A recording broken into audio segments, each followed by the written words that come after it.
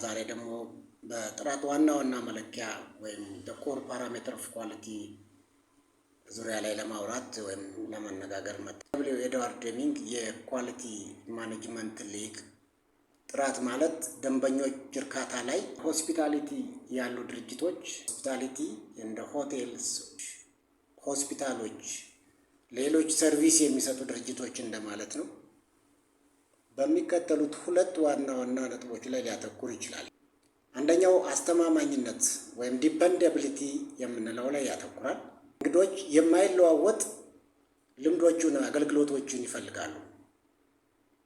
ለምሳሌ ጥሩ ሪዘርቬሽን፣ ትክክለኛ ሪዘርቬሽን፣ አስተማማኝ ሙቅ ውሃ አገልግሎት መኖሩ፣ ቼኪን ቼክአውቱ የተሳለጠ መሆኑን ይፈልጋሉ። አይነት ወይም ተመሳሳይ የሆነ ዩኒፎርሚቲ በሁሉም ክፍሎች ላይ፣ በሁሉም ሰራተኞች ላይ፣ በሁሉም የስራ ሂደቶች ላይ ቋሚ ወይም ወጥ የሆነ ከፍተኛ ጥራት ያለው አገልግሎት መኖሩን ይፈልጋል።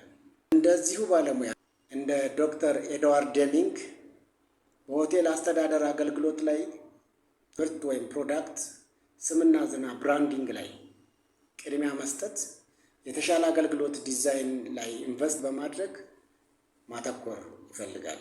ለአንድ ጊዜ ሰርቪስ ብቻ፣ ለአንድ ጊዜ ገቢ ብቻ አይደለም ማለት ነው የሚያተኩር። ሌላ ዝቅተኛ ዋጋ ያላቸውን ውሎች ተቀባይነት አይኖራቸውም።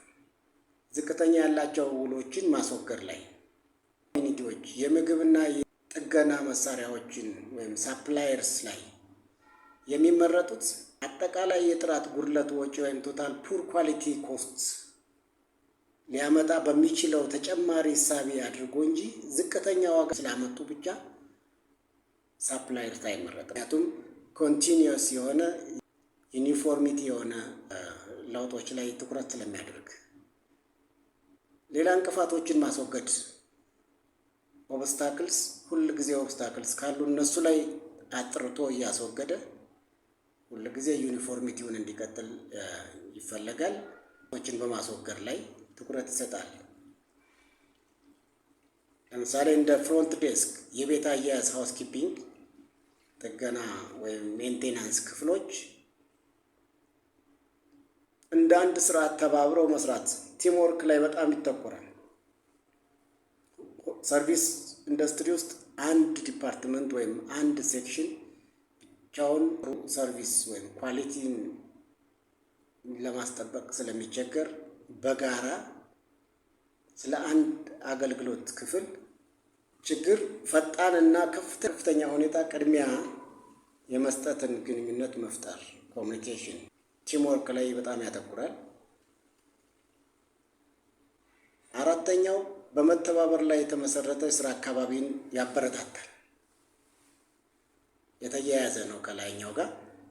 በመተባበር ላይ ያተኮረ የስራ አካባቢን ማበረታታት፣ የስራ እርካታን፣ ለሰራተኞች አስፈላጊ መሳሪያዎችን፣ ግልጽ መመሪያዎችን፣ እንከን የለሽ አገልግሎቶች በማረጋገጥ ፍትሃዊ የሆነ የስራ ባህል፣ የወርኪንግ ሰርቪስ ካልቸሩ ፍትሃዊ የሆነ እንዲሆን ወይም የአገልግሎት ሰጪ ተቋማቶች ጥራትን አስጠብቆ ለመሄድ ከሚጠቀሙበት። አምስተኛው ለውጡን ማስተላለፍ ላይ ማለት ነው። ሪኮግኒሽን፣ ሪዋርዶች ያስፈልጋል። ጥራት ዋና ስራ አስኪያጅ ጀነራል ማናጀር እስከ አዲስ የገቡ ስራ ባልደረባዎች ድረስ ሁሉም የስራ ባልደረባ የጋራ ኃላፊነት እንዲሆን ማድረግ፣ ከብዙ በጥቂቱ እነዚህ ነገሮች ላይ ያተኩራል። ለማረጋገጥ ሁሉም